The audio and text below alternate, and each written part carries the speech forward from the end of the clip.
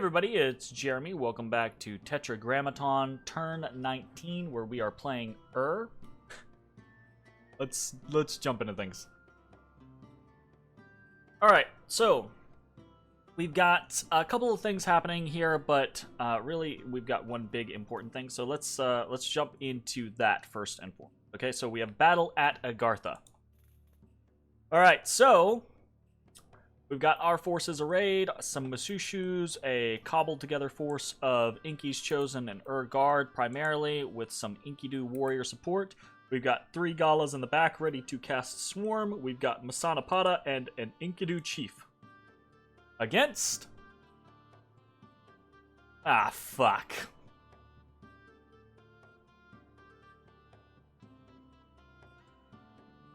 Okay.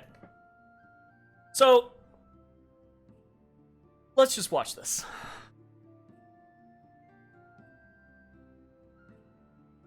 Oh, that's not good. There comes the swarm. Ooh, Mushushu's hit again. Okay. Got, oh, a half of my infantry line. Oh, shit. Let's speed this up, shall we? Yeah. When half your army is paralyzed, it becomes rather difficult to face your opponents. And speed up. Ouch. Although these guys do stick it out for quite a while, I will admit. Okay, so we were clearly slaughtered there. Let's take a look. We lost an Enkidu chief. We lost 8 Chosen, 4 Enkidus, 8 warriors, 2 Mashushus, and 11 Guards. They lost 1 Cavern Guard and then a whole bunch of province defense, which is irrelevant. Okay, we're gonna go through all this stuff and then we're gonna talk. We got an evocation, or we finished Evocation 1 on our way to Evocation 2. We had a battle in Wood of Many Paths, which was just a quick slaughter against Indies. We had the Agartha fight. We had an event in Perenna where we gained some unrest and misfortune. We gained nature gems in Kunaral. We gained blood slaves in Wood of Many Paths. We had a scout captured, found out, and killed in or in Burton Steppe, the province where Yomi and Fomora keep fighting back and forth. And then we have patrolled down in White Peaks. Okay? So, this attack on Agartha, this is turn 19 in a game where I have had exceedingly bad luck and made a whole bunch of rash, bad decisions. This is 100% firmly on the rash, bad decision plan. And I've actually had a couple of days to think about it, and I'm pretty sure I know why. A lot of it comes with just not thinking things through, but I've got some other stuff going on. But regardless, though, this was just a bad idea all around, right? Going into the beginning of the game, I had initially really good luck, and then I had really bad luck in my god getting killed in a bump with Fomoria. After that, I had a series of bad luck / bad decisions. But a lot of those bad decisions were predicated on bad luck. Or predicated on the concept, if we go back to the Agartha scenario, predicated on the concept that Agartha asked me to finish them off. And I expected, in that vein, that it would be, oh, they won out of the game, they're not going to fight back. Okay. I have since learned that that is not the case, right? That they are definitely going to be pouring all of their money into troop recruitment. And that if they had fucking just done that from the very beginning and tried to establish borders, they'd probably have a nice, tidy little realm at this point. But that being said, right, this last one, This last one I do not have that excuse on, because we have known that Agartha is fighting back, and I was just being hasty. I saw the size of their Great Olm, the force of Great Olms that they had previously on the most recent turn, and I did not think through the plan that I had. I came into the game with the idea of I'm going to run for Swarm and use Swarm in an early war, without thinking about the concept that Agartha is probably the worst, or one of the worst people I can use Swarm against. They're Great Olms, right? So a very good portion of Swarm is sending in poison flyers against an enemy's backline, right? Great Olms are thick boys, right? So a little bug bite's not really going to do anything to them. And they have poison resistance, so it's definitely not going to do anything to them. Make matters worse, Swarm is mindless. They're mindless units, so they don't even add to the chaff of being able to fight against the Great Olms.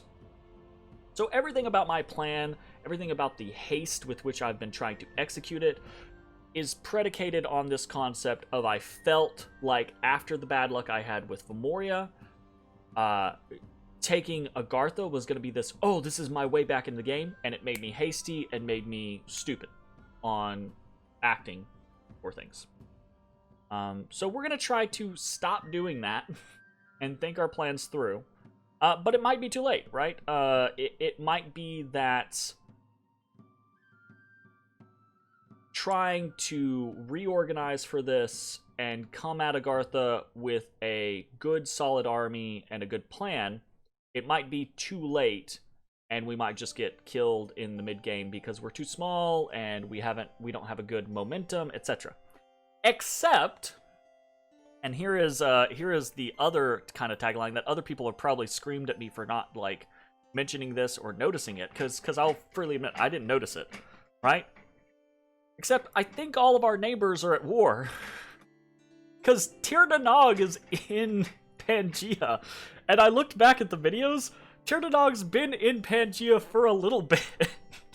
So I just completely fucking missed it because I was so obsessed with what's going on with Agartha and watching the fight between Fomoriya and Yomi, and my cat is digging like crazy.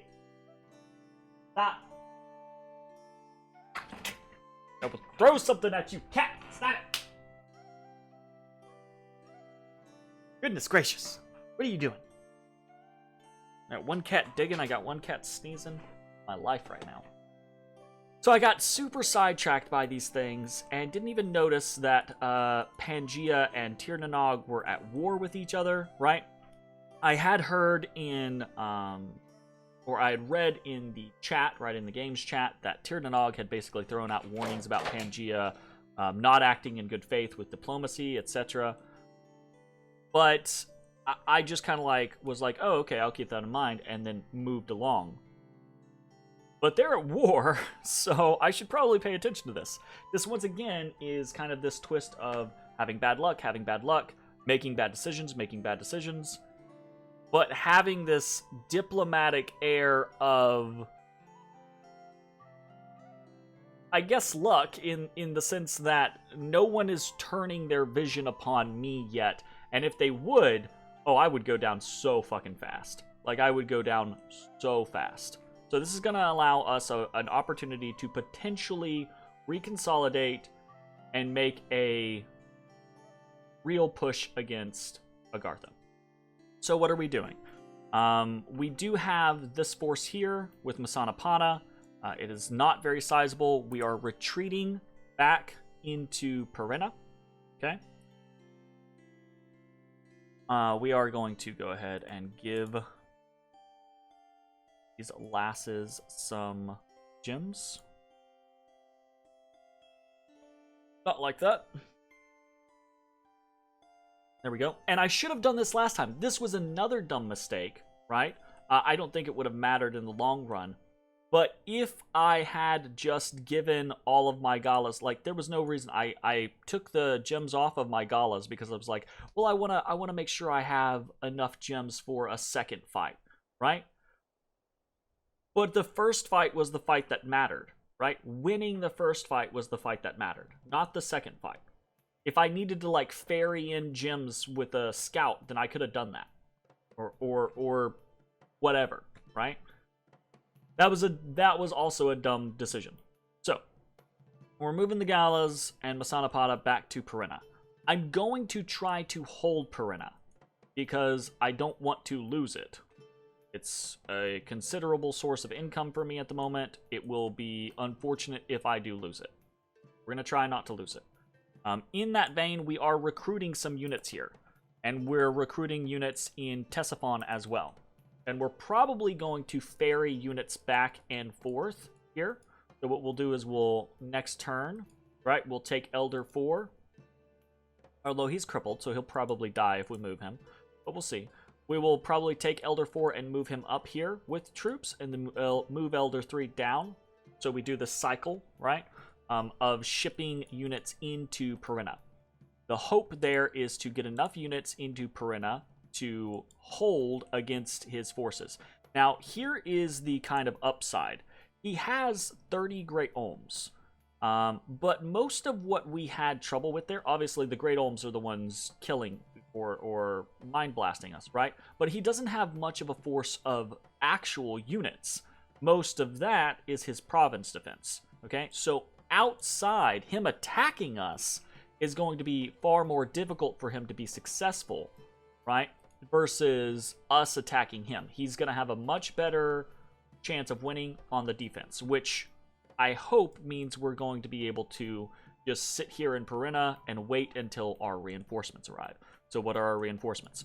So first and foremost, we are bringing up NC1, right? He has 30 units in his army. It's going to take him a couple turns to get there. It will take him at least 1, 2. I think he can make it to Perina in a single one, maybe. So that would be at least 3 to make it to Perina. Otherwise, it would be 4. So 1, 2, 3, 4 turns before he can make it to Perina. In the meantime, we are finishing another recruitment on an NC, getting more units here in right, to fill out this unit. So the plan is to basically try to establish another army. But here's the thing. I'm not going to move on him until I have probably close to 100 units. Like, this is probably going to... I'm going to come at him with overwhelming numbers at this point.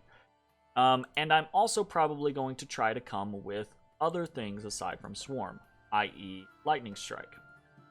So we are recruiting more Gudus over here in Kronberg, and after this NC is done recruiting, we're probably going to recruit more Gudus here in as well, for the attempt to try to get some more lightning casters. Because if I can have 6 or 7 lightning casters in there, that will be a pretty good thing. So after Evocation 2 is done, we're going to jump into Alteration 5 with the plan of eventually getting to Wooden Warriors and potentially Mother Oak. With this whole scenario going on with Tirnanog and Pangaea, we take a look at Pangaea. Obviously, Pangaea is kind of that quintessential nature, full nature, right? So 6 nature gems. It's hard to compete with Pangaea for Mother Oak. If they want it, they can normally get it. But if they are preoccupied with Tirnanog and they are losing, which is possible, I don't know if they are, but it's possible, then Tirnanog makes significantly less. They're more of an air income, though they do have some nature. They're more of an air income than we are. We have 5 nature gems per month right now, so it's possible that, depending on how this works out, we might be able to kind of overtake Pangaea in the Mother Oak race. But I don't know that that's going to happen quickly, so we're going to have to kind of keep our eyes on that. So that's pretty much it. That's honestly pretty much the term. We are recruiting down here in Kronberg. We're recruiting in Ctesiphon, recruiting in Perina, recruiting in We're spending most of our money on recruitment. We're going to be probably going to be spending a lot of money in these non-cap locations, because you can buy a whole shit. Because I don't need a shit ton of really, really, really good units. I just need, like, 40 or 50 good units, and then 60 chaff units that are going to get targeted by the fucking Mind Blast so that I actually have an army when I get there. So that's part of what we're doing here in Ctesiphon. I think Ctesiphon is kind of like that in-between scenario. We can get 6 Enkidu's, just base Enkidu's every turn. I could try to get Enkidu archers, but the scenario there is they cost significantly more resources. To do that, we've got to get 2 per turn. So that's why we're going for the Enkidu. I think the archers, I actually like Enkidu archers because they have a very long-range longbow, and I think they'd be pretty good against the Great Olms in this particular situation. But I just don't think we're going to be able to amass enough of them, so I'm not super worried about it. Okay, that's pretty much the turn. It's not a great turn. It's a turn. It's a realization for me that I have been playing this. I've been playing this game very fast and loose. Ever since the bump with Femoria, I've kind of had this mentality about myself of oh my god, I gotta get back in the game or else I'm dead. I gotta get back in the game or else I'm dead. And while that's not necessarily wrong, right, that is still true, that doesn't help me.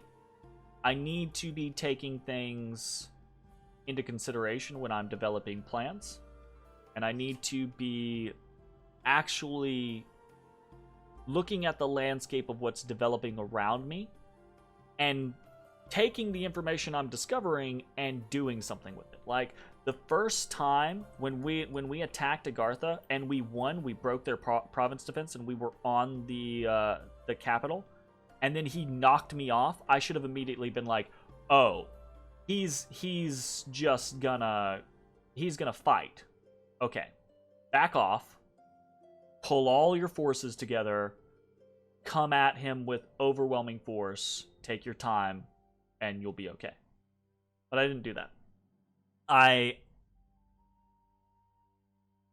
don't know if it's too late, but with the developing landscape, the war between Yomi and Femoria, the war between Tirnanog and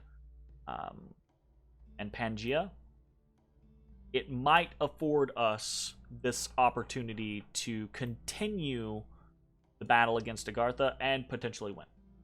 So we'll see. I think I might actually alter my research.